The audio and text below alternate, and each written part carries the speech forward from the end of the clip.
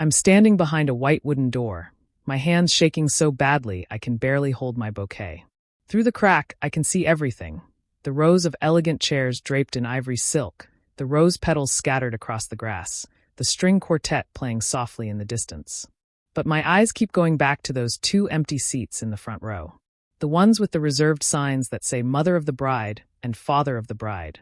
My name is Emma Harrison, and today is supposed to be the happiest day of my life. Instead, I'm hiding behind this door, trying not to let my mascara run down my face, because my parents didn't show up to my wedding. Let me say that again. My parents didn't show up. Behind me, I can hear the guests starting to whisper. The music has stopped. Everyone's waiting. And I'm standing here in this beautiful white dress that cost me 3 months' salary, holding flowers that are starting to wilt in my sweaty hands, wondering how I'm going to walk down that aisle alone. Emma. The voice is soft, gentle. I turn to see my soon-to-be mother-in-law, Patricia Chun, standing there with concern written all over her face. Sweetheart, we can wait a little longer if you need. They're not coming, I say, and my voice sounds hollow even to my own ears. Are they? Patricia's silence is answer enough. You want to know the worst part? I'm not even surprised. Deep down, I think I knew this was going to happen. Because this is what my parents do. This is what they've always done.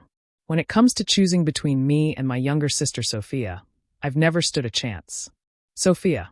Perfect, beautiful, accomplished Sophia with her law degree from Yale and her fiancé from a family that owns half of Manhattan. Sophia, who's getting engaged tonight. Yes, tonight, the same night as my wedding, at some exclusive rooftop restaurant downtown. And my parents chose her engagement party over my wedding ceremony. The ceremony coordinator appears beside Patricia, her professional smile barely hiding the panic in her eyes. Emma, we really need to start. The caterers are concerned about the timing, and the photographer. I know. I straighten my shoulders, blinking back tears that threaten to ruin the makeup I spent 2 hours perfecting. Let's do this. Wait. Patricia takes my hand. Her fingers are warm, steady. You don't have to walk alone, honey. My husband would be honored. No. I shake my head. I mean, thank you, but no. If I'm going to do this, I'm doing it on my own terms. Because here's the thing nobody tells you about being the disappointment child in a family of overachievers. You get really good at standing on your own. You have to. The doors open. The music starts again, canon in D, just like we planned.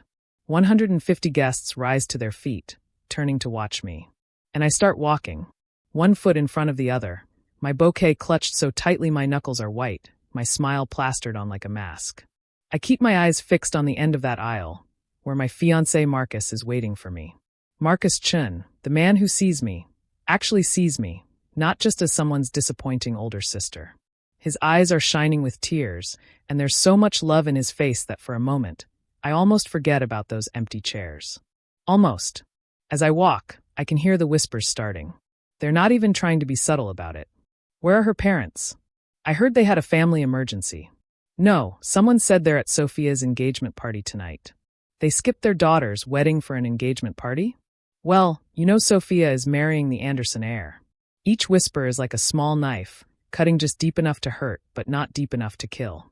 I keep walking. Marcus's parents are in the front row, beaming at me like I'm their own daughter. Marcus's sister Jessica is crying happy tears. His grandmother, who barely speaks English but who spent 3 days cooking traditional Chinese dishes for our reception, is nodding at me with approval. And my parents' chairs? Still empty, like they never planned to be filled in the first place. I reach the altar. Marcus takes my hands, and I can feel him trembling too. You're the most beautiful thing I've ever seen, he whispers, and I believe him. Because Marcus doesn't lie. Marcus doesn't play games. Marcus doesn't rank his children by their accomplishments and dole out love like it's a limited resource. The officiant begins speaking, but I barely hear the words. I'm too busy scanning the back of the venue, some stupid, hopeful part of me still waiting for my parents to burst through the doors with some reasonable explanation. Traffic. A flat tire. A misunderstanding about the time. But they don't come. The ceremony passes in a blur. I say I do at the right time. Marcus slides the ring onto my finger with hands that are steadier than mine. We kiss to thunderous applause, and for just a moment I let myself forget. Let myself be happy. But then the reception starts, and reality comes crashing back. Ladies and gentlemen, the DJ announces, his voice echoing through the garden. It's time for the father-daughter dance. My blood turns to ice. I'd completely forgotten. In all the chaos of preparing for a wedding my parents weren't supporting, planning everything myself while working 60-hour weeks at my tech startup, I'd forgotten to tell the DJ to skip this part. The spotlight swings across the floor, searching for a dance that isn't going to happen. The guests start murmuring again, louder this time. Someone laughs nervously. Someone else says, "Oh God," under their breath. I'm frozen, champagne glass halfway to my lips, watching my worst nightmare unfold in real time. This is it. This is the moment everyone will remember. Not the beautiful ceremony. Not the vows we wrote ourselves. Not the gorgeous reception Patricia spent months planning. They'll remember the bride standing alone while the DJ called for a father-daughter dance that couldn't happen. Then Marcus's father, David Chun, stands up. He's a quiet man, David. A surgeon who saves lives for a living, but doesn't talk much about it. He walked me through the job application that landed me my current position as a software engineer. He taught me how to change a tire after my dad said I should just call AAA like everyone else. He's shown up for me more in the 3 years I've known Marcus than my own father has in my entire life. David walks across the dance floor in his perfectly tailored suit, his hand extended toward me. "Emma," he says simply, "may I have this honor?" The relief that floods through me is so intense I almost collapse. I take his hand, and he guides me to the center of the floor. The music starts. "Isn't She Lovely" by Stevie Wonder, the song I'd picked to dance with my dad to, back when I still thought he'd be here. "Thank you," I whisper as we begin to sway. My voice is shaking. "You didn't have to." "Emma." David's voice is firm but kind. "Family isn't always about blood. Sometimes it's about who shows up." And that's when I finally let myself cry. Not loud, dramatic sobs that would ruin the moment. Just quiet tears sliding down my cheeks while this man who isn't my father, but who's been more of a dad to me than my actual father ever was, holds me up when I need it most. Around us, I can see guests wiping their eyes. Patricia is crying openly. Marcus is standing at the edge of the dance floor with his hands clenched, and I know him well enough to know he's furious on my behalf. Furious in that quiet, protective way that makes me love him even more. The song ends. David kisses my forehead and whispers, "Your parents are fools, Emma. Absolute fools." The rest of the reception should be perfect after that. The food is incredible. Patricia made sure of it. The cake is a work of art. The speeches are touching and funny. My best friend Rachel gives a toast about how I deserve all the happiness in the world, and everyone cheers. But I can't stop thinking about those empty chairs. Can't stop wondering what excuse my parents will use this time. Can't stop feeling that familiar ache of never being enough. At exactly 9:47 p.m., my phone buzzes in the hidden pocket of my wedding dress. I slip away to check it, leaving the dance floor full of guests who actually wanted to be here. 3 text messages from Sophia. Of course. The first one is a photo. Her hand extended toward the camera, showing off a diamond ring so massive it probably has its own zip code. The New York City skyline glitters behind her, and I can see my parents in the background, grinning like they've just won the lottery. The second message. He proposed. Mom and Dad are so happy. Best night ever. Red heart. The third message makes my blood run cold. Mom says to tell you congrats on your wedding. Sorry they couldn't make it. You know how important my career is. Hope you understand. Smiling face with smiling eyes. I read that last message 3 times. 4 times. 5. Hope you understand. Like it's that simple. Like missing your eldest daughter's wedding is just a minor scheduling conflict. Like 30 years of being second place can be wrapped up in a shrugging emoji. My hands are shaking as I pull up my email. I need to see something, confirm something I've been trying not to think about all day. There it is. The email I sent to my parents 3 months ago with the digital invitation attached. And right below it, the read receipt showing it was opened on March 15th at 10:23 a.m. My father even replied, "Got it. Thanks for letting us know. I have the tracking number for the physical invitation too, saved in my phone notes." Delivered to their mailbox on March 13th at 2:35 p.m. Signed for by my mother. They received the invitations. They knew about my wedding. They just chose not to come.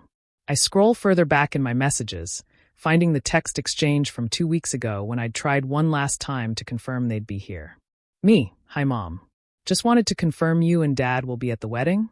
Need final head count for catering. Mom, Of course, sweetheart. Wouldn't miss it. That was a lie. A calculated, deliberate lie.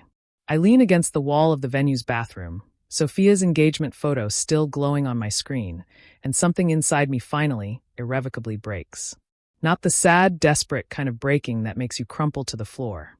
The cold, clear kind of breaking that makes you realize you're done. Done pretending their absence doesn't hurt.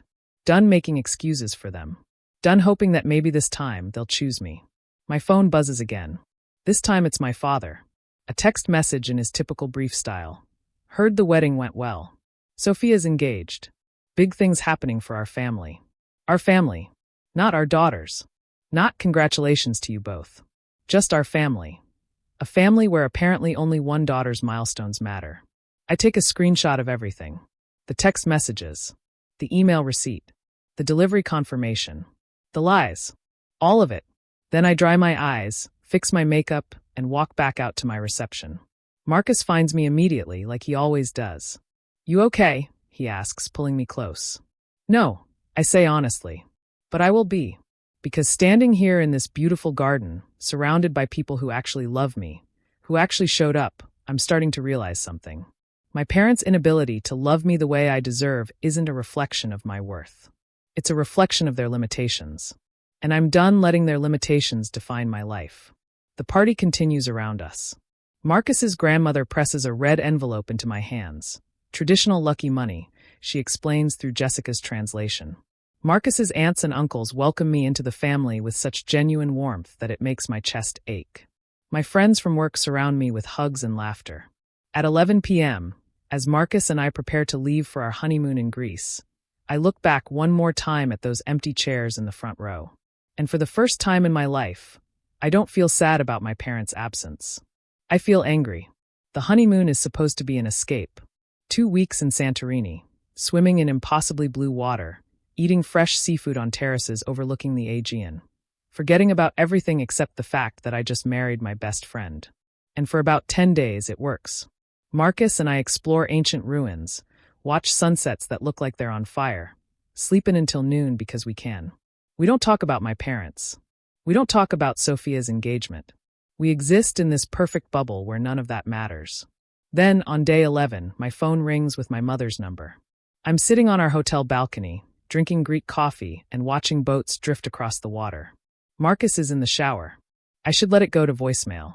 I know I should, but some self-destructive part of me answers anyway. Emma. My mother's voice is bright, cheerful. Like nothing's wrong. How's the honeymoon? Your father and I have been dying to hear all about the wedding. For a moment, I can't speak. The audacity of it steals my breath. You want to hear about the wedding? I finally manage. The wedding you didn't attend. Oh, sweetheart. Her tone shifts to wounded innocence so quickly it gives me whiplash. We never received an invitation. We felt terrible about missing it, but we didn't even know the exact date until Sophia mentioned it. The lie is so blatant, so easily disproven that I almost laugh. That's not true, Mom. Excuse me? I said that's not true. My voice is steadier now. I sent both email and physical invitations. I have the receipts. A pause. Then, well, sometimes these things get lost in the mail. You know how unreliable. The email was delivered and opened on March 15th at 10:23 a.m. I'm reading from my phone now, my voice flat. Dad replied, "Got it. Thanks for letting us know." And the physical invitation was signed for by you on March 13th at 2:35 p.m. I have the tracking number. Would you like me to forward it to you? Silence stretches across the line, broken only by the sound of waves below my balcony. Well, Mom's voice has gone cold. I don't appreciate being accused of lying, Emma. Maybe we just didn't feel particularly welcome. You know how busy we've been with Sophia's career. Her career. I cut her off. She's an associate at a law firm, Mom. I'm the CTO of a tech startup. But my career has never been busy enough to excuse anything, has it? That's not fair. You chose Sophia's engagement party over my wedding. The words come out sharper than I intended. You made a choice. At least own it. Sophia's engagement is a huge deal. Mom's composure cracks. The Andersons are one of the most prominent families in New York. This connection could open so many doors for her, for all of us. I don't care about the Andersons, I say quietly. I just wanted my parents at my wedding. You're being dramatic. It was just one day. It was my wedding day. And you weren't there. And now you're lying about it. My hands are shaking. Marcus has appeared in the doorway of the balcony, concern written across his face. I'm done with this conversation. Emma Victoria Harrison, don't you dare hang up on. I hang up. For a long moment, I just sit there, staring at my phone. Then I open my laptop, pulling up all the documentation I've been keeping. Email receipts, tracking confirmations, text message screenshots, a timeline of every attempt I made to contact them before the wedding. What are you doing? Marcus asks gently, sitting down beside me. Making a record, I say. Of everything. Before they try to rewrite history. Because that's what they do. That's what they've always done. Reframe every situation until they're the victims, and I'm the difficult one. The dramatic one. The one who just doesn't understand how important Sophia's achievements are. Over the next hour, I create a detailed document. Every invitation sent, every confirmation received, every lie told afterward. It's all there, time-stamped and verified. When I'm done, I close the laptop and look at Marcus. Am I crazy? Am I making too big a deal out of this? Emma. He takes my hands. They missed your wedding. On purpose. Then lied about it. Then tried to make you feel bad for being upset. That's not you being dramatic. That's them being cruel. Cruel. The word sits heavy between us. Because that's what it is, isn't it? Not just forgetfulness or poor planning. Deliberate cruelty wrapped up in family obligation. We fly home 2 days later. The 20-hour journey gives me plenty of time to think, to replay every conversation, to question whether I should just let it go and move on. But then we land in Seattle, turn on our phones, and I see 14 missed calls from various family members. Texts from cousins I haven't spoken to in years. A voicemail from my Aunt Linda that starts with, "Your mother is absolutely devastated." Marcus's phone has messages too. 3 from my father, all with the same subject line, family concerns. Don't read them, I tell him. Not yet. Let's just get home first. Our apartment is exactly as we left it, but something feels different now. The wedding photos we'd hung before leaving look back at me. Beautiful moments from a day that should have been perfect. Marcus dancing with me. Patricia adjusting my veil. David walking me down the aisle when my father wouldn't. And in every single photo, those 2 empty chairs in the background. A constant reminder of who didn't show up. I finally listen to Aunt Linda's voicemail while Marcus unpacks our suitcases. Emma, honey, your mother called me in absolute tears. She says you're accusing her of lying about the wedding invitation, that you're being incredibly hurtful during what should be a happy time for the family with Sophia's engagement. I know you two have had your differences, but can't you just apologize for the misunderstanding? She's your mother, after all. Apologize. For what? For their lies? For being upset that they chose my sister's engagement party over my wedding? The next voicemail is from my dad. His voice is measured, controlled. The voice he uses in board meetings when he's about to destroy someone's argument. Emma, this behavior is unacceptable. Your mother is distraught. I don't know what you think you're proving by spreading these accusations, but you need to call us and clear this up. Family is everything. Think about what you're doing to Sophia's happiness during her special time. Sophia's happiness. Again, I delete both messages and open my laptop. The email is simple, direct, and backed by irrefutable evidence. Mom and Dad, I've attached documentation proving that you received both electronic and physical invitations to my wedding. The email confirmation shows you opened it. The postal tracking shows Mom signed for the physical invitation. Dad's reply to my email confirms receipt. You chose not to attend my wedding. That's your right. But I won't participate in rewriting history to protect your image. You made a choice. These are the consequences of that choice. If you want a relationship with me moving forward, it needs to be based on honesty, not convenient lies. Emma, I attach every piece of evidence. Email receipts, tracking numbers, screenshots, a complete timeline of events. My finger hovers over the send button. This is it, the point of no return. Once I send this, I'm officially calling them out, publicly proving they lied. Marcus appears behind me, reading over my shoulder. You sure about this? No, I admit. But I'm doing it anyway. I hit send. For exactly 8 minutes, nothing happens. Then my phone explodes. My mother calls. I don't answer. Sophia calls. I don't answer. My father sends a text. We need to talk about this email immediately. What you've done is inexcusable. What I've done. Not what they did. What I've done by daring to tell the truth. Then another call comes in. This time it's Patricia. I answer. Emma, honey. Her voice is warm, supportive. I just wanted you to know. Sophia forwarded me your email. She thought I'd be horrified by how you're attacking your parents. My stomach drops. Patricia, I'm so sorry you got dragged into. Stop. She cuts me off gently. I read the entire thing. All the evidence. The timeline. Everything. And Emma? I'm proud of you. I blink back sudden tears. You are? Standing up for yourself isn't attacking anyone. It's honoring yourself. And it's about damn time someone in that family valued truth over appearances. After we hang up, I sit at our kitchen table, watching my phone light up with increasingly frantic messages. Sophia sends a wall of text about how I'm ruining her engagement joy. My father sends 3 more emails, each more demanding than the last. Various relatives weigh in with opinions nobody asked for. But there's one message that makes me pause. From David, Marcus's father. Emma, I read what your sister sent Patricia, hoping to turn us against you. Instead, it showed us exactly who your parents are. You deserved better than what they gave you. You still do. We're here if you need anything. David. I show the message to Marcus. He reads it, then pulls me into a hug so tight I can barely breathe. We're your family now, he says simply. And we're not going anywhere. That night, I can't sleep. I keep checking my phone, watching the messages pile up. The family group chat I'm still part of is exploding with arguments. Cousins taking sides. Aunts demanding explanations. Uncles trying to play peacekeeper. And through it all, my parents maintaining their story. They never got the invitation. I'm being dramatic. This is all a misunderstanding. But I have proof. Undeniable, time-stamped, verified proof. And slowly, painfully, some family members start to see it. Aunt Linda sends a private message. I looked at the documents you sent. Oh, Emma. I had no idea. I'm so sorry. My cousin Jennifer calls. Your mom told us a completely different story. She said you forgot to invite them, and now you're trying to cover it up. But those receipts don't lie. One by one, the narrative starts to shift. The truth becomes impossible to ignore. And my parents? They dig in deeper. Insist the evidence must be fabricated. Claim I'm mentally unstable. Turn themselves into victims of their daughter's cruel accusations. But nobody's buying it anymore. 3 days after sending the email, I get a message from Uncle Robert, my dad's brother. He's never been particularly warm to me. Always seemed to prefer Sophia. His message is short.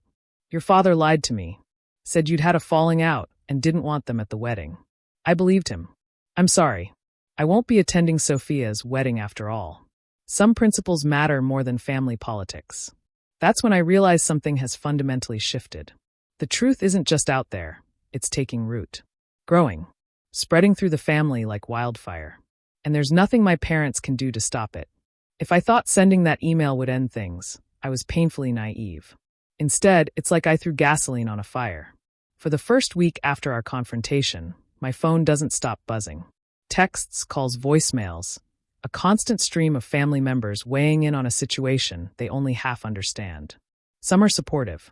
Most are complicated. I'm at work when Sophia's first real assault begins. I'm in a meeting with my development team, discussing the security architecture for our new app, when my phone starts vibrating on the table. Once. Twice. 10 times in rapid succession. Sorry, I mutter to my team, flipping it face down. Family stuff. But the vibrating doesn't stop. My phone literally buzzes so continuously that one of my developers jokes, "Someone really wants to talk to you." I excuse myself and step into the hallway. 17 missed calls from Sophia. 23 text messages. And they're getting progressively more unhinged. How could you do this to me? 3 of my bridesmaids just backed out. 3. Because of your lies. You're destroying my wedding out of jealousy. Mom and Dad are devastated. Devastated. And it's all your fault. Call me back right now or I swear to God, Emma. I don't call her back. Instead, I silence my phone and return to my meeting. But my hands are shaking as I present our security protocols, and I'm pretty sure everyone can tell. When I finally check my messages at lunch, there's a voicemail from my mother. Her voice is different this time, not angry but sad. Defeated. It's a tone I recognize from childhood, the one she'd use when I'd disappointed her so thoroughly that she couldn't even be mad anymore. Just heartbroken. Emma, sweetheart. I don't understand why you're doing this. Your father and I have always supported you. We've always loved you. Yes, we couldn't make it to your wedding, but that doesn't mean we don't care. And now, with all these accusations, you're tearing this family apart. Sophia's wedding planning is in chaos. Your father hasn't slept in 3 days. Aunt Linda and Uncle Robert are fighting. Is this really what you wanted? To destroy everything because you felt slighted. The manipulation is so smooth, so practiced, that for a moment I almost fall for it. Almost start to doubt myself. Then I remember those empty chairs. The lies. The gaslighting. I delete the voicemail. That evening, Marcus comes home from his shift at the hospital looking exhausted. He's an anesthesiologist, and his 12-hour days are brutal enough without family drama adding to the stress. Your dad emailed me, he says, dropping his bag by the door. At my work email, which I didn't even know he had. What did it say? Marcus pulls out his phone, reading aloud. As Emma's husband, you have a responsibility to help her see reason. Family is the foundation of everything in life. Her behavior is causing immense pain to her mother and affecting Sophia's important life milestone. I'm sure you understand the importance of maintaining family harmony. Perhaps you could encourage Emma to let go of this grudge and focus on healing rather than hurting. He's trying to recruit you, I say flatly. He's trying to manipulate me, Marcus corrects. It didn't work. But the emails don't stop. Over the next 3 days, my father sends Marcus 4 more messages, each one more pointed than the last.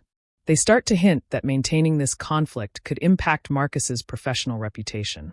That the Chun family's standing in the community might be affected by association with family drama. That certain social circles might become complicated. It's a threat. Thinly veiled, carefully worded, but absolutely a threat. He's implying he'll use his connections to hurt your career, I say, staring at the latest email with growing horror. Marcus just shrugs. Let him try. I'm good at my job. And I'd rather be blackballed from every country club in Seattle than let you face this alone. The attacks come from multiple angles now. My mother calls my boss, to express concern about my mental health and stress levels. She tells him I've been going through a difficult time and might not be herself lately. My boss, thankfully, is a straightforward guy who immediately sees through it. He calls me into his office and says, "Your mom just tried to plant seeds of doubt about your competence. Heads up. I told her you're one of our best engineers and she should probably focus on her own life. But Emma? That's concerning.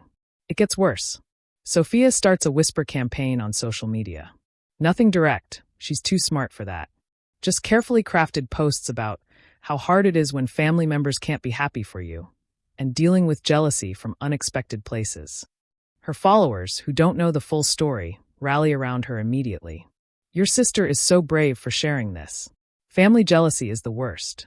Stay strong. Some people can't handle when others succeed.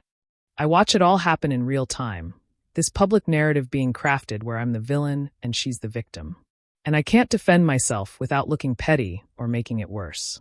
Then the gifts start arriving. The first one shows up at our apartment, a massive flower arrangement with a card that says, "For Emma, hoping we can move past this. Love, Mom and Dad."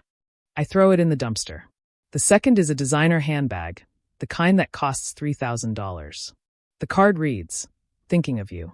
Sorry for any misunderstanding. Zoxo Mom." I donate it to a women's shelter. The third is a check, $20,000.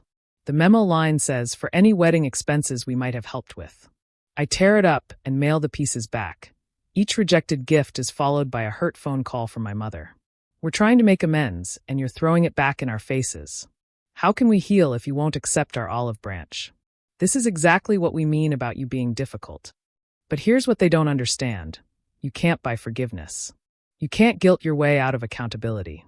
And you definitely can't gaslight someone into forgetting you missed their wedding and then lied about it." 2 weeks after the email, I get a call from Aunt Linda. But this time, her voice is different. Harder. "Emma, I need to ask you something directly. Did your parents really receive those invitations?" "Yes. I sent you all the proof." "I know. I saw it. But your mother is insisting that someone must have hacked her email account, that those tracking numbers are somehow fake. She's very convincing, Emma. And she's my sister. So I need to hear it from you directly. Are you absolutely certain?" The fact that I'm being asked to prove this again makes my blood boil. But I keep my voice level. "Aunt Linda, I work in cybersecurity. Those tracking numbers are from USPS and FedEx. They're not fake. The email receipts are from Gmail's system. I have screenshots with timestamps. My father replied to the invitation email. My mother signed for the physical one. This isn't a question of certainty, it's documented fact. A long silence. Then, okay, I believe you. I needed to hear you say it again. Because what this means about your parents, it's hard to accept. That conversation is repeated 6 more times with 6 different relatives. Each one wrestling with the cognitive dissonance of what they know about my parents versus what the evidence clearly shows. Some choose to believe me. Some choose to believe my parents. Some decide to stay neutral and not get involved, which is effectively choosing my parents' side while pretending not to. My cousin Marcus, yes, same name as my husband, family is weird, sends a long text message explaining that while he believes I'm probably telling the truth, he can't afford to pick sides because his father works with my father and it could impact his inheritance. I don't respond. What is there to say to that? But the real escalation comes 3 weeks after the email, when my phone rings at 11 p.m. on a Tuesday night.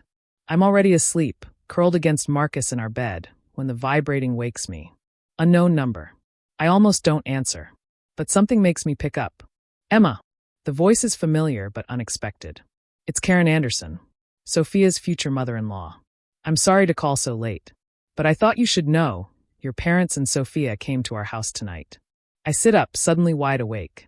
What? They wanted to talk to us about the family situation. They spent 2 hours explaining that you've been having mental health issues, that you've become unstable and vindictive since your wedding, that you're making false accusations to sabotage Sophia's happiness. My heart is pounding. And I didn't believe a word of it. Karen's voice is firm. Emma, I'm a family law attorney. I know manipulation when I see it. And I know evidence when I see it. Sophia showed me some of your email, the one with all the documentation. She thought it would prove you were obsessive and unhinged. But all it proved was that your parents are liars. I can barely breathe. What did you say to them? I told them that if they were willing to lie about something as serious as missing their daughter's wedding, I had serious concerns about their character. And that I'd be discussing with my son whether he wants to marry into a family with such flexible relationship with truth. Oh my God, your sister didn't take it well, Karen continues, and I can hear the dry amusement in her voice. There was quite a bit of yelling. Your father threatened to make sure we regretted this decision, which, as you can imagine, didn't help their case. I've dealt with enough abusers in my career to recognize intimidation tactics when I see them. After we hang up, I lie in the dark, processing what just happened. My parents went to Sophia's future in-laws to paint me as mentally unstable. And it backfired. Spectacularly. The next morning, Sophia's texts are vicious. You've ruined everything. The Andersons are reconsidering the engagement because of your lies. I will never forgive you for this. I hope you're happy. You've destroyed my life out of pure jealousy. For the first time in weeks, I feel something close to satisfaction. Not because Sophia's hurting, I never wanted that, but because the truth is finally, undeniably visible, and they can't manipulate their way out of it anymore. Marcus reads the texts over my shoulder. She's blaming you for their actions. She always has, I say. When I was 12 and won the science fair, she told everyone I'd only won because I'd stolen her ideas. When I got into Stanford, she said I'd only gotten in because of affirmative action for women in STEM. When I got promoted to CTO, she told the family I'd slept with my boss. This is just another chapter in the same book. That's abuse, Emma. You know that, right? I do know. But hearing Marcus say it out loud makes it real in a way it hasn't been before. Not just difficult family dynamics. Not just sibling rivalry. Abuse. Years and years of systematic diminishment, manipulation, and scapegoating. The texts keep coming. From Sophia, from my mother, from various relatives who've decided I'm the problem. But I don't respond to any of them. I just save them all. Document them. Add them to the growing file of evidence that shows exactly who my family really is. That weekend, Marcus's family invites us for dinner. It's been our standing Sunday tradition since we started dating, but I've been dreading it. Surely they've heard about all the drama. Surely they're exhausted by the chaos I've brought into their lives. But when we arrive at the Chen house, Patricia greets me with a tight hug and whispers, "You're doing the right thing, standing up for yourself. Don't let anyone tell you otherwise." Over pot roast and homemade bread, they don't grill me about the family drama. They don't offer unsolicited advice or try to mediate. They just include me. Ask about my week at work. Laugh at Marcus's stories from the hospital. Treat me like I'm valuable simply because I exist, not because of what I can do for them. This is what family is supposed to feel like, I realize. Not a competition. Not a performance. Just belonging. But the peace doesn't last long. On Monday morning, I arrive at work to find our receptionist looking uncomfortable. Emma, there's someone here to see you. She says she's your sister? My stomach drops. Sophia is in our lobby, perfectly put together in a designer suit, her makeup flawless, her hair glossy. She looks like she belongs in a law firm, not a tech startup. And every head in the office has turned to look at her. Emma. She stands when she sees me, her voice bright and warm. I was in the neighborhood and thought I'd surprise you. This is a lie. Our office is in South Lake Union. Sophia lives in Manhattan and works in Midtown. There is no universe where she's in the neighborhood. What are you doing here, Sophia? I don't move toward her. Her smile falters slightly. Can we talk? Privately? I should say no. I should have security escort her out. But everyone in the office is watching, and I don't want to make a scene at work. So I lead her to a small conference room and close the door. The moment we're alone, her mask drops. You need to stop this. Right now. Stop what? This campaign to destroy my life. Her voice is sharp now, vicious. The Andersons are questioning the engagement. 3 of my bridesmaids have dropped out. People are talking, Emma. Important people. The kind of people whose opinions matter. And whose fault is that? Yours. You sent that email. I sent documentation of what actually happened. That's not a campaign. That's just the truth. Sophia's face twists. The truth? You want to talk about truth? The truth is that you've always been jealous of me. Always. Because I'm prettier, more successful, more accomplished. The sound echoes in the small conference room. My cheek stings. For a moment, we both just stare at each other, shocked. Then Sophia's eyes fill with tears. Oh God. Emma, I didn't mean. I'm so sorry, I just. Get out. My voice is cold. Calm. Get out of my office, get out of this city, and don't contact me again. Emma, please. I said get out. Or I'll call security and tell them you assaulted me. Which is exactly what just happened. She leaves. I watch her walk through the lobby, her perfect composure cracking, and I feel nothing. No satisfaction. No anger. No sadness. Just a hollow certainty that whatever relationship we once had is irreversibly broken. My boss appears in the doorway of the conference room. Everything okay? I saw her leave looking upset. Family drama, I say, touching my still stinging cheek. It's handled. Emma. He steps inside and closes the door. I'm going to say something as your friend, not your boss. Whatever's going on with your family, you don't deserve this. And if they show up here again causing problems, we'll handle it. You're safe here. Okay. The kindness in his voice makes my throat tight. Thank you. That evening, I tell Marcus what happened. His face goes through several expressions, shock, anger, protective fury, before settling on grim determination. We're getting a restraining order. Marcus, that's extreme. She assaulted you at your workplace. Your parents are harassing us both. Your father threatened my career. This isn't extreme. This is necessary. He's right. I know he's right. But the thought of taking legal action against my own family feels like crossing a line I can't uncross. But maybe that line needs to be crossed. That night, I can't sleep. I keep replaying the slap, the look on Sophia's face, the years and years of small cruelties that led to this moment. Around 2 a.m., I get up and open my laptop, scrolling through old family photos stored in the cloud. There's one from my 8th birthday. I'm standing next to a science kit I'd begged for, a junior chemistry set. But you can barely see me in the photo because Sophia, who was 4, is in the foreground wearing a princess dress and tiara, posing like she's on a runway. The caption my mother wrote, "Our little beauty queen photobombing Emma's birthday." Another from my high school graduation. I'm holding my valedictorian medal, but the photo is blurry because they were rushing to get to Sophia's dance recital. There are no photos from my graduation party because we didn't have one. Sophia's recital was more important. My college acceptance to Stanford. The photo shows the letter, but I'm not in it. Instead, it's Sophia holding my acceptance letter, grinning. The caption, "So proud of both our girls." Emma got into Stanford and Sophia just booked her first real modeling job. The pattern is undeniable when you see it all laid out. Every milestone reduced, minimized, or overshadowed. Every achievement shared with Sophia's successes, as if mine alone weren't enough to celebrate. I was never going to be enough for them. Because I was never supposed to be the star. I was supposed to be the supporting character in Sophia's story. The realization should hurt. But instead, it's liberating. Because once you see the pattern, you can't unsee it. And once you know you were never going to win a rigged game, you can stop playing. I close the laptop and go back to bed. Marcus stirs when I curl against him. "You okay?" he mumbles, half asleep. "Yeah," I say. And for the first time in weeks, I mean it. I think I actually am. The thing about lies is that they require constant maintenance. Truth just exists. And slowly, painfully, the truth about my family starts spreading through our extended family network like cracks through ice. It starts with Aunt Linda. 3 days after Sophia's visit to my office, Linda posts something in the family Facebook group. It's a simple message.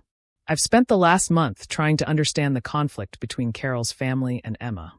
I've reviewed the documentation Emma provided. I've listened to both sides. And I have to say, the evidence doesn't support Carol and Daniel's version of events. I won't be attending Sophia's wedding until this is properly addressed and apologized for." The group chat explodes. Within an hour, there are 47 comments. Some supportive of Linda. Some accusing her of betraying family. Some demanding to see the evidence themselves. So I post it. All of it. Every email receipt, every tracking number, every screenshot. I create a shared folder and make it available to the entire family group with a simple message. "This is the documentation I've been referencing. Draw your own conclusions." For 24 hours, silence. I imagine them all reading through it, seeing the timestamps, the delivery confirmations, my father's reply, my mother's signature. Evidence that can't be explained away or reframed. Then my phone starts ringing. First, it's my cousin Rebecca. "Emma, I had no idea. Your mom told us you'd had a breakdown and were making up stories. But this is all real." Then Uncle James. "Your father and I are going to have words. What he's done is inexcusable." Then Aunt Patricia, not Marcus's mother, but my father's sister. "I always knew Daniel favored Sophia, but I didn't realize it was this bad. I'm so sorry, honey. I should have seen it years ago." One by one, family members who'd been sitting on the fence or believing my parents' version start reaching out. Some apologize. Some ask questions. Some just express shock that it went this far. But not everyone comes around. My mother's side of the family, the wealthy, image-obsessed Connecticut crowd, circles the wagons. They post counter-messages about family loyalty and airing dirty laundry and respecting your elders. They share articles about adult children who weaponize social media against their parents. They create their own narrative where I'm an ungrateful daughter destroying a family over one misunderstanding. The family splits down the middle. Dad's side versus mom's side. Team Emma versus Team Carol and Daniel. Thanksgiving is going to be a nightmare. But here's what I didn't expect. Other people coming forward with their own stories. My cousin Jennifer sends a private message. "Emma, I never told anyone this, but when I had my baby shower, your mom made a comment about how some people need all the attention because it fell on the same weekend as one of Sophia's modeling events. She tried to get me to reschedule so the family could go support Sophia instead. Now I'm seeing the pattern. Uncle Robert shares a story about how my father once skipped his daughter's college graduation because Sophia had a magazine interview. He said it was important for the family's profile. I was furious but didn't want to cause drama. Now I realize that was a mistake. A family friend, Mrs. Peterson, emails me. "Your mother used to babysit my kids." I stopped asking her because every conversation became about Sophia's accomplishments. She'd barely ask about my children but would talk for hours about Sophia's latest modeling gig or achievement. I thought she was just a proud mom. Now I see it was something else entirely. The stories pile up. A decade of small, dismissive moments. Years of subtle and not so subtle favoritism that everyone noticed but nobody talked about. Because you don't talk about these things. Because family is family. Because that's just how Carol and Daniel are. Except now we are talking about it. And the picture that emerges is damning. My therapist, Dr. Sarah Wong, who I've been seeing since the wedding, calls this breaking the family silence. In our session that week, she explains it. For years, everyone in your family knew something was wrong. They saw the favoritism, the dismissal of your achievements, the way you were treated as less than. But speaking up would have meant confronting Carol and Daniel, disrupting family harmony, potentially being ostracized themselves. So they stayed silent. And their silence enabled the abuse to continue. So what changed? I ask. You did. You broke the silence. And once one person says the truth out loud, it gives everyone else permission to do the same. That's why all these stories are coming out now. You open the door. But opening doors has consequences. Sophia's wedding, originally scheduled for June, gets postponed. Again, the official reason is venue issues. But Aunt Linda tells me the truth. 15 people from our family have declined to attend, and the Andersons are having serious conversations about whether they want to unite their family with ours. My mother calls me exactly once after the Facebook post. Her voice is ice. I hope you're proud of yourself. You've destroyed your sister's happiness. You've embarrassed this entire family. Whatever relationship we had is over. We never had a relationship, Mom, I say quietly. That's the point. She hangs up. My father sends one email. It's formal, distant, written like a business termination letter. Emma, your actions have made it clear that you are not interested in being part of this family. Effective immediately, you are removed from all family financial accounts, trust documents, and inheritance provisions. You are no longer welcome at family gatherings. You have made your choice. Now live with it. I forward the email to my lawyer, who Marcus insisted I hire after Sophia's office visit. She reads it and says, well, at least they're being clear about who they are. This will be useful if they try to contest any future legal actions. The disinheritance should hurt. But mostly I just feel relieved. No more wondering if I'll be invited to family Christmas. No more hoping they'll choose me this time. No more competing for scraps of affection that were never truly available. I'm free. But Sophia isn't ready to let go. She creates a blog post. It's long, detailed, and completely fabricated. In her version, I'm the golden child who could never handle that she was prettier and more successful. I'm the jealous older sister who sabotaged her at every turn. I deliberately scheduled my wedding to conflict with her engagement party. I've been waging a campaign of harassment against her for months. I'm mentally unstable and need help that I refuse to get. She titles it, When Your Sister's Jealousy Destroys Your Life, My Story. It gets shared 3,000 times in the first day. I read it once, sitting at my desk at work, feeling my blood pressure rise with each paragraph. It's masterful manipulation. Enough truth mixed with lies to seem credible. She mentions real events but twists them beyond recognition. She plays the victim so convincingly that hundreds of strangers rally to her defense. Your sister sounds toxic. Family jealousy is the worst. Stay strong, you deserve better. Marcus finds me staring at my laptop, hands shaking. Don't respond, he says immediately. But she's lying. She's lying to thousands of people. And if you respond, you'll look defensive. You'll seem like exactly what she's painting you as, the unhinged older sister who can't let go. He takes my hands. The people who matter know the truth. That's what counts. He's right. But it doesn't make it easier to watch my reputation being destroyed online by someone who's supposed to love me. That night, unable to sleep, I do something I probably shouldn't. I create a fake profile and start reading the comments on Sophia's post. Most are supportive of her. But some people see through it. This doesn't add up. If your sister is so jealous and unstable, why would your own family members be siding with her? I notice you don't provide any actual evidence of these harassment campaigns you mention. My sister pulled something similar on me. Used social media to paint herself as the victim when she was actually the problem. The vague accusations and lack of specifics are a red flag. A few people even dig deeper. They find my LinkedIn profile, see my actual accomplishments, and start questioning Sophia's narrative about me being the jealous failure. Wait, your sister is the CTO of a multimillion-dollar tech company? And you're claiming she's jealous of you. The post starts to backfire. Slowly, but definitively. Then Karen Anderson, Sophia's future mother-in-law, does something extraordinary. She posts a comment on Sophia's blog. As someone who was present for many of the events you describe, I have to say your version doesn't match what I witnessed. I've also reviewed documentation that contradicts several of your claims. I'm deeply concerned about these discrepancies. The comment gets deleted within minutes. But not before dozens of people screenshot it. The next day, a gossip blogger who covers society weddings picks up the story. The headline reads, Anderson heirs engagement in trouble after fiancé's family drama goes public. The article is surprisingly balanced. It mentions Sophia's blog post but also references allegations of parental favoritism and documented evidence of family conflict. It includes a quote from an unnamed source saying, The Anderson family is known for their integrity. They're not comfortable with the inconsistencies in this situation. Within hours, Sophia deletes her blog post. But the internet never forgets. It's been archived, screenshot, and shared across multiple platforms. My phone buzzes with a text from a number I don't recognize. This is Christopher Anderson, Sophia's fiancé. I think we should talk. I stare at the message for a long moment before showing it to Marcus. That's interesting, he says carefully. What do you want to do? I want to know what he wants. I text back. I'm listening. His response comes quickly, not over text. Coffee. Tomorrow.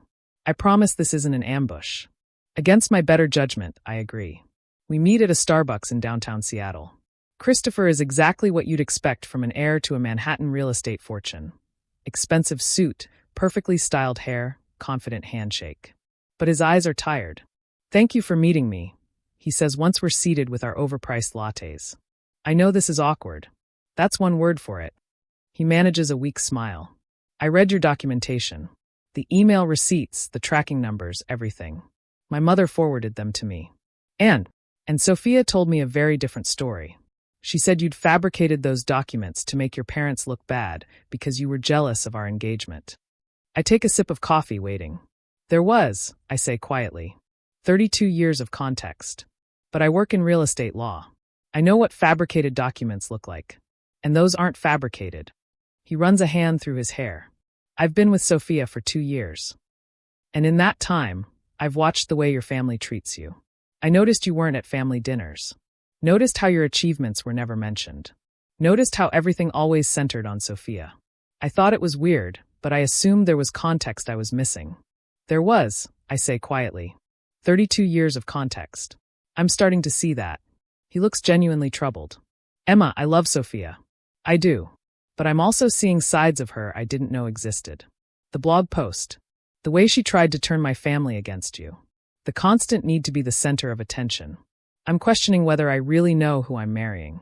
So what are you saying? I'm saying the wedding is off. At least for now. We need to figure some things out before I can commit to a lifetime with someone who might be, well, who might be more like her parents than I realized. I should feel victorious. Vindicated. Instead, I just feel sad. Sad for Christopher, who seems like a decent guy caught in an impossible situation. Sad for Sophia, whose perfect life is crumbling. Even sad for my parents, who've built their entire identity around their golden child and are watching it all fall apart. I'm sorry, I say, and I mean it. Don't be. You didn't do this. You just told the truth. What happened next was the consequence of years of whatever this is. After he leaves, I sit in the Starbucks for another hour processing. The domino effect of that one email is staggering. The wedding postponed. The family divided. The engagement in jeopardy. All because I decided to stop pretending. When I finally get home, Marcus is cooking dinner. His stress response is to make elaborate meals. Tonight it's homemade pasta from scratch. How'd it go? He asks, not looking up from the pasta maker. The engagement might be off. His hands still. How do you feel about that? I don't know. Relieved? Guilty? Sad? All of the above. He abandons the pasta and pulls me into a hug. You didn't cause this, Emma. You just stopped covering for people who were hurting you. But Sophia made her own choices. She chose to lie. She chose to attack you publicly. She chose to side with your parents over you. Those were her choices. Not yours. That night, lying in bed, I get one more message. This time from Sophia herself. I hope you're happy. You've destroyed everything. I type and delete a dozen responses. Finally, I settle on. I didn't destroy anything. I just stopped holding it together for you. I don't know if she reads it. She doesn't respond. And honestly, I don't care anymore. 3 months pass. 3 months of relative silence from my parents and Sophia. 3 months of therapy sessions where Dr. Wong helps me untangle 32 years of conditioning. 3 months of family members slowly, cautiously reaching out to rebuild bridges I didn't know I wanted. My life doesn't look the way I thought it would. But it looks better. I get promoted at work, Vice President of Engineering. My team launches the security platform we've been developing, and it gets covered in TechCrunch. I hire 2 new developers and mentor a junior engineer who reminds me of myself at 25. Brilliant, but afraid to take up space. Marcus and I buy a house. Nothing massive, just a 3-bedroom craftsman in Ballard with a yard for the dog we're planning to adopt. We spend weekends painting walls and arguing good-naturedly about furniture placement. We host dinner parties with friends who actually like spending time with us. I don't think about my parents every day anymore. Don't check social media obsessively to see what Sophia's posting. Don't wake up at 3 a.m. replaying every family interaction and wondering what I could have done differently. I'm building a life they're not part of. And it feels good. Then I get the call. I'm in a meeting when my phone vibrates. Unknown number. I ignore it. It vibrates again. And again. Finally, I excuse myself and step out. This is Emma. Emma, it's Aunt Linda. I'm at the hospital. It's your father. My stomach drops. What happened? Heart attack. He's in surgery now. It's serious, Emma. Your mother asked me to call you. I stand in the hallway of my office building, people flowing around me, and feel absolutely nothing. No panic. No fear. Just a strange, detached curiosity. Is he going to make it? They don't know yet. Can you come? I should say yes immediately. Rush to the hospital. Put aside our differences because he's my father and he might die. That's what you're supposed to do, right? I need to think about it, I hear myself say. Emma, I'll call you back. I hang up and immediately call Dr. Wong. She picks up on the second ring, bless her. Emma, is everything okay? I tell her about the call. About my father. About the complete absence of panic I expected to feel. And how do you feel about that response? She asks. Like a terrible person. Why? Because he's my father. He might be dying. And I don't feel anything. Emma, for 32 years, your father treated you as less important than your sister. He skipped your wedding. He tried to sabotage your career. He threatened you and your husband. He cut you out of his will specifically to hurt you. And now he's having a medical emergency, and you're supposed to what? Forget all of that and rush to his side. Isn't that what family means? Family means many things. But it doesn't mean setting yourself on fire to keep someone else warm. You get to choose whether to go. And whatever you choose is valid. I end the call and sit on a bench outside my building, watching Seattle's gray sky threaten rain. My phone keeps buzzing. Messages from relatives I haven't heard from in months, all suddenly urgent. Your father needs you. This is your chance to make peace. Family is forever, Emma. Don't let him die with this between you. The manipulation is so transparent it would be funny if it weren't so predictable. Where were these people when I needed them? When my parents were lying about me? When Sophia was destroying my reputation online? Marcus calls. I heard. Are you okay? I don't know what I am. Do you want to go to the hospital? Part of me thinks I should. Another part thinks it's just another trap. Another way for them to pull me back in. Then don't decide right now. Go home. We'll figure it out together. That night, Marcus and I sit on our back porch with glasses of wine, talking through it. He doesn't tell me what to do. Just listens as I process out loud. If he dies and I don't go, I'll never forgive myself, I say. Will you though? Or is that just what you've been conditioned to think? The question stops me cold. What do you mean? I mean, your father spent your entire life showing you that you didn't matter to him. He made that abundantly clear. So if he dies and you're not there, would you actually regret it? Or would you just feel guilty because society says you should? I think about this for a long time. I don't know. That's okay. You don't have to know right now. The next morning, I get a text from my mother. It's the first direct communication we've had in months. Your father is asking for you. Please come. 3 words in the past would have devastated me. My father wants me. Finally. After everything. But now they just feel like another manipulation. Because if he really wanted to see me, he could have reached out any time in the past 3 months. Could have apologized. Could have acknowledged what he did. Mom, he's awake but weak. Emma, please. He's your father. Me. He chose not to be my father when it mattered. Why should I be his daughter now that it suits him? She doesn't respond. Instead, I get a call from Sophia. I almost don't answer. But curiosity gets the better of me. What do you want, Sophia? Dad is sick. Her voice is rough, like she's been crying. He might die, Emma. And you're really going to be petty about this. Petty? Is that what we're calling boundaries now? He's our father. He was never my father the way he was yours. You know that. You've always known that. Silence on the line. Then, quietly. That's not fair. Isn't it? You were the favorite. Always. Every achievement of mine was minimized so you could shine brighter. Every milestone I hit was overshadowed by whatever you were doing. Dad made his choice about which daughter mattered. Now I'm making mine. If he dies. If he dies knowing exactly who he was and what he chose. Just like I've learned to live with who he was and what he chose. I take a deep breath. Sophia, I don't hate you. I don't even hate him. But I'm done pretending we're a family when we never really were. I hang up before she can respond. For the rest of the day, my phone blows up. Messages from relatives saying I'm heartless, cruel, ungrateful. A few saying they understand, but please reconsider. One from Aunt Linda that just says, "Whatever you choose, I support you." That evening, Patricia Chun, Marcus's mother, the woman who's been more of a mother to me than my own, calls. "Marcus told me about your father. How are you holding up?" "Honestly, I feel nothing." "Is that normal?" "Emma, honey, you've spent years being hurt by this man. Your lack of feeling isn't cruelty. It's self-protection. Your emotions have learned that caring about him only leads to pain, so they've shut down to protect you. That's not wrong. That's survival. But what if he dies and I regret not going? Then you'll deal with that grief when it comes." "But Emma, you can't set yourself on fire to keep him warm. Not even on his deathbed." After we hang up, I make a decision. I drive to the hospital. Not because I owe my father anything. Not because family obligates me. But because I need to know, one way or another, if there's anything worth salvaging here. The hospital is the same as every hospital: fluorescent lights, antiseptic smell, hushed voices. I find my father's room number and stand outside for a full minute, gathering courage. Then I walk in. My father looks small in the hospital bed. He's always been a large presence, tall, broad-shouldered, commanding.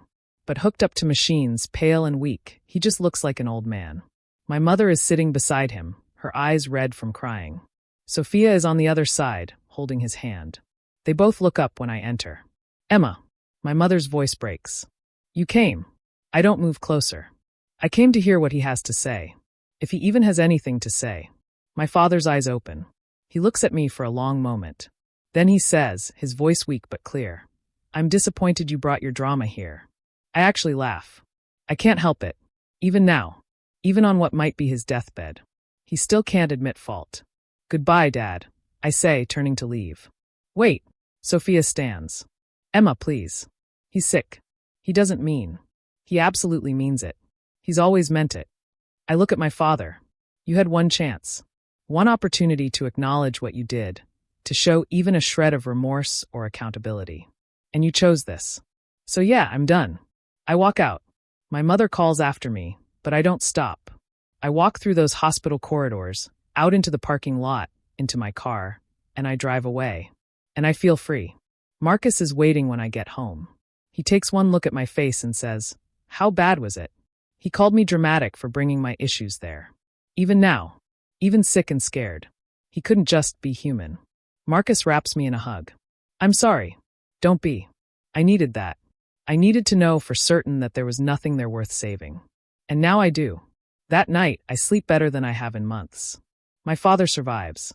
The surgery is successful. Within a week, he's recovering and expected to make a full recovery. I know this because Aunt Linda keeps me updated, despite my mother's instructions not to contact me. And I feel nothing. Relief that he's not dead, I guess. But no urge to visit, to reconcile, to make peace before it's too late. Because here's what I've learned. Before it's too late, only matters if the relationship had value to begin with. And this one never really did. Not in the ways that matter. 2 weeks after the heart attack, I get a letter in the mail. Handwritten from my father. I consider throwing it away unopened. But again, curiosity wins. The letter is short. "Emma, I have thought a lot during my recovery. Your mother says I should apologize for how I've treated you. She thinks that would fix things. But I don't believe I owe you an apology. I provided for you, gave you every opportunity, treated you fairly. If you felt otherwise, that's your perception, not my reality.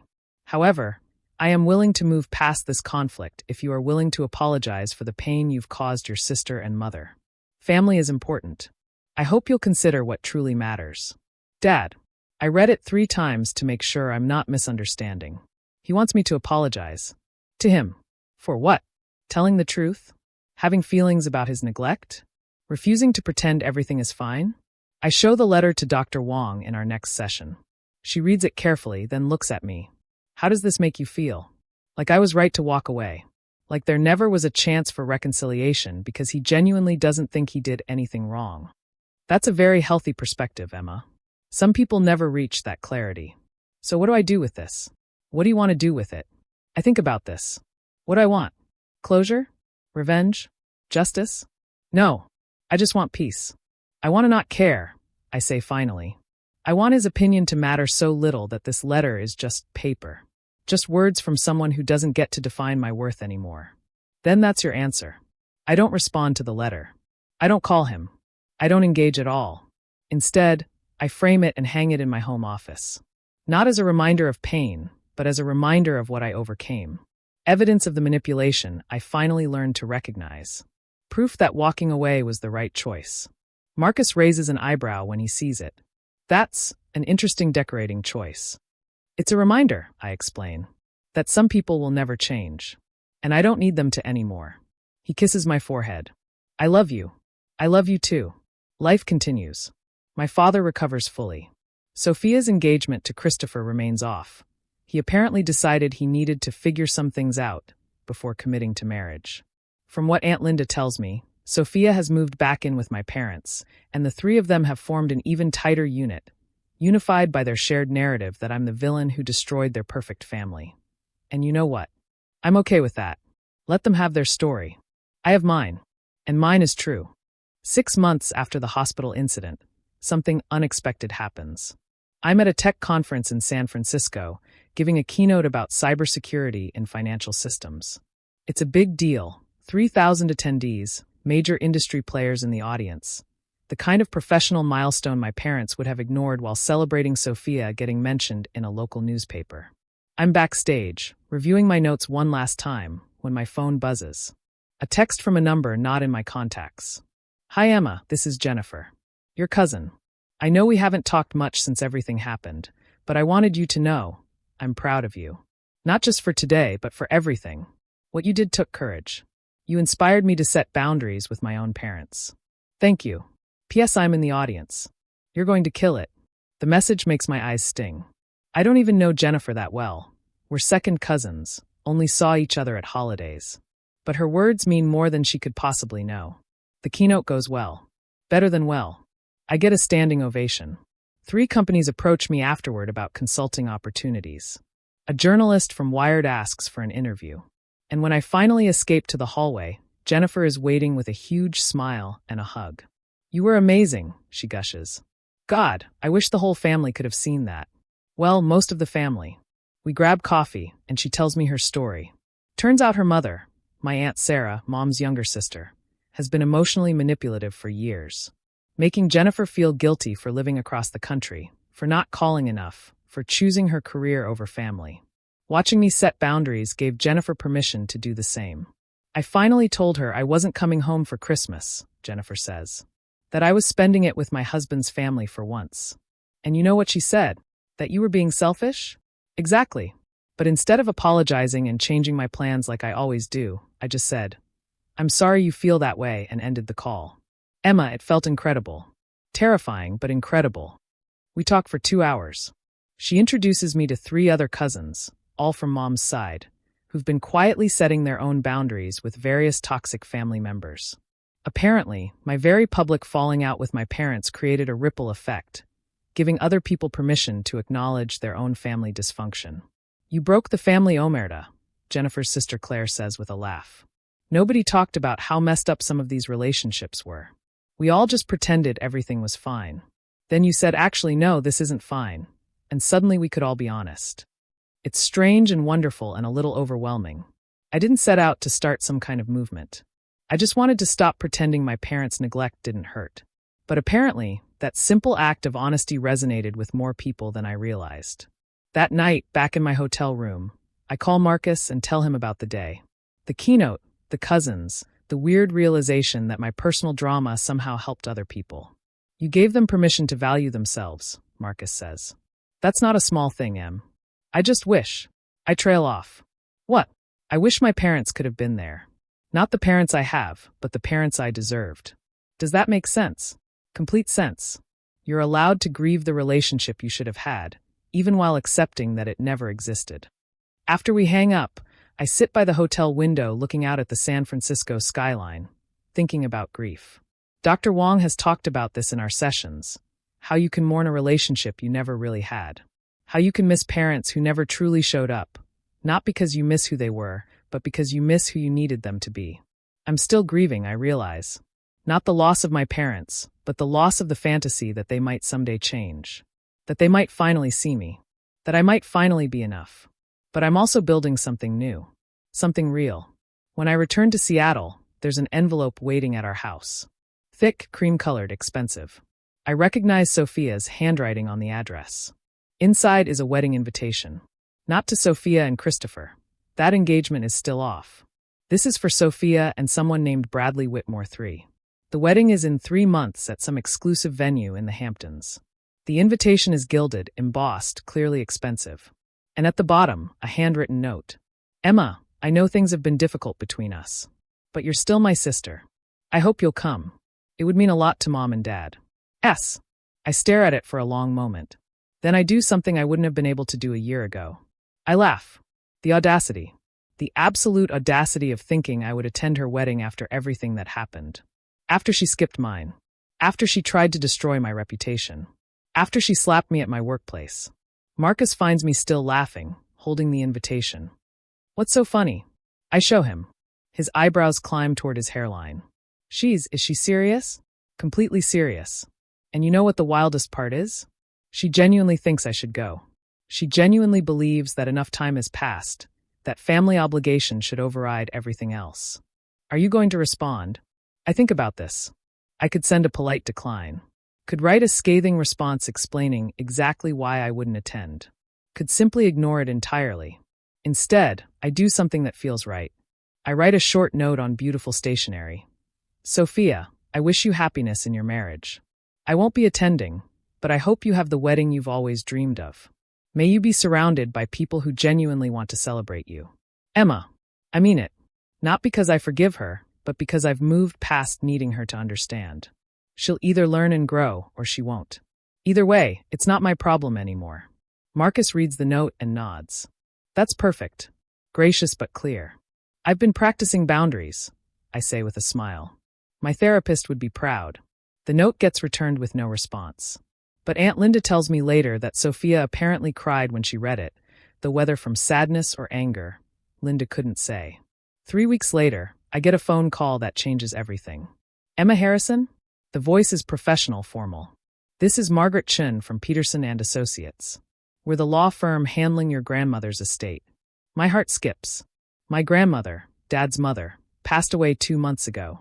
I didn't attend the funeral. Sent flowers but stayed away, knowing my presence would only create drama. Yes, this is Emma.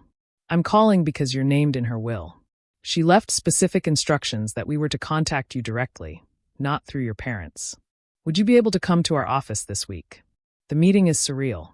Margaret Chun, no relation to Marcus, she assures me with a small smile, sits across from me in her tastefully decorated office and slides a thick envelope across the desk.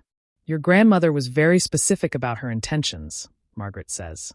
She amended her will 6 months before her passing, after what she described as learning the full truth about family dynamics. I open the envelope with shaking hands. Inside is a letter in my grandmother's handwriting, along with legal documents. My dearest Emma, the letter begins. I should have seen it sooner. I should have noticed how your parents treated you versus how they treated Sophia. But I was blind, or perhaps willfully ignorant. Linda finally showed me the documentation from your wedding situation, and I was horrified. Horrified at my son's behavior. Horrified that I had enabled it by staying silent all these years. I cannot undo the past, but I can ensure your future is secure. I've left you my house in Port Townsend, the one you always loved as a child. I've also established a trust in your name. The details are in the attached documents, but the summary is this. You'll never need to ask your parents for anything ever again. Use this freedom wisely. Build the life you deserve. And know that at least one person in this family saw you, valued you, and loved you exactly as you are. With all my love, Grandma Ruth. I read it 3 times before the words fully sink in. Then I look at the legal documents. The house, a beautiful waterfront property worth at least $800,000. And a trust fund, $2 million. Your grandmother was very thorough, Margaret says gently. Your parents were not informed of these specific provisions. They received other assets, as did Sophia, but these were designated solely for you. She also included a letter to be delivered to your father after you'd been informed. Would you like me to share what it said? I nod, not trusting my voice. Margaret pulls out another document. It's brief.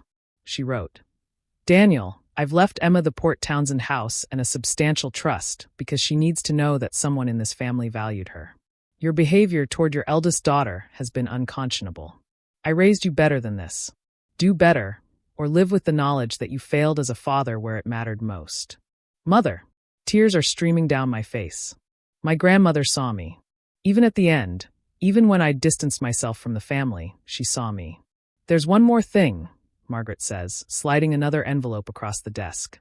She left specific instructions that this letter be given to you a week after you received the inheritance information. It's dated 3 weeks before her death. I open it with trembling fingers. Emma, if you're reading this, you now know you have resources and security. But more importantly, I hope you know you have worth that was never dependent on your parents' approval. I watched you grow into an accomplished, kind, brilliant woman despite their neglect, not because of their parenting. That strength came from within you. Don't let guilt pull you back into their orbit. Don't let family obligation override your self-preservation. You owe them nothing. You never did. Build a beautiful life. Fill it with people who see you. And when you have children someday, love them equally, completely, without condition. Break the cycle I failed to break with my own son. You were always enough, Emma. Always. Forever proud of you, Grandma Ruth. I sob. Right there in Margaret Chen's office, I completely fall apart. All the grief I've been holding, for the family I never had, for the parents who couldn't love me right, for the years wasted trying to earn approval that was never available. It all comes pouring out. Margaret quietly hands me tissues and waits. When I've finally composed myself, she says, Your grandmother was a remarkable woman. She wanted to make sure you knew, without any doubt, that you mattered. She succeeded, I manage. That evening, I drive to Port Townsend, about 2 hours north of Seattle. The house sits on a bluff overlooking Puget Sound, exactly as I remember it from childhood visits. 3 bedrooms, huge windows, a wraparound porch, and a view that makes your heart ache with its beauty. I walk through rooms filled with memories. Summers spent here when I was young, before Sophia was old enough to be the center of attention. My grandmother teaching me to bake in the yellow kitchen. Reading on the porch swing while waves crashed below. Feeling, for those brief weeks each summer, like I was enough exactly as I was. The house needs work. It's been empty since Grandma went into hospice care. But it's mine. Truly, completely mine. A place my parents can never touch. Can never take away. Can never use as leverage. I call Marcus from the porch. You need to see this house. I'll drive up after my shift tomorrow, he says immediately. Em, how are you doing? Really? I think I'm okay. Better than okay. Grandma Ruth saw me, Marcus. She really saw me. Of course she did. You're not hard to see when someone actually looks. The next weekend, Marcus and I spend 2 days at the Port Townsend house making plans. We could keep it as a weekend retreat. We could renovate and sell it. We could even move here, make it our primary home. Or, Marcus says slowly, we could use it to start a family. I look at him. We've talked about kids in abstract terms, but this feels suddenly startlingly real. Yeah. Raise our kids here. Give them the childhood you deserved. Break the cycle your grandmother talked about. The idea takes root. Seeds of a future I didn't know I could have. But first, there's one more thing I need to do. I write a letter. Not to my parents. They've proven they're not capable of hearing me. But to myself. The version of me who stood behind that garden door on her wedding day, staring at empty chairs and wondering if she'd ever be enough. Dear Emma, I write. You were always enough. The empty chairs weren't about your value. They were about their limitations. The love you needed wasn't available, not because you didn't deserve it, but because they didn't know how to give it. You survived. You built a life worth living. You found a family that chose you. And now you have a chance to do better, to be better, to give your children what you never had. That's not just healing. That's breaking generational cycles. That's victory. You were always enough. Now go prove it to yourself. Love, Emma, the version who finally understands. I fold the letter and place it in the drawer of my grandmother's writing desk, now my writing desk. A reminder for days when old doubts creep in. That night, Marcus and I sit on the porch watching the sunset paint the sound in shades of gold and pink. My phone buzzes with a text from my mother. I don't even look at it. Aren't you going to check that? Marcus asks. Nope.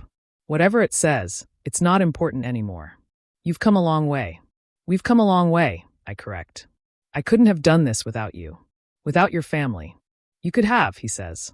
But I'm glad you didn't have to. The trust fund gives me options I never had before. I could leave my job, start my own company. Could take time off to write the book I've been thinking about. A memoir about family dynamics and setting boundaries. Could invest in causes I care about. Instead, I do something that feels right. I use part of the money to establish a scholarship fund. The Ruth Harrison Scholarship for first-generation tech students. Specifically targeted at young women from complicated family situations who need financial support to pursue their dreams. The first year, we fund 5 full-ride scholarships. I meet each recipient personally, and every single one of them reminds me of myself at 21, brilliant, driven, and carrying family trauma they've learned to hide.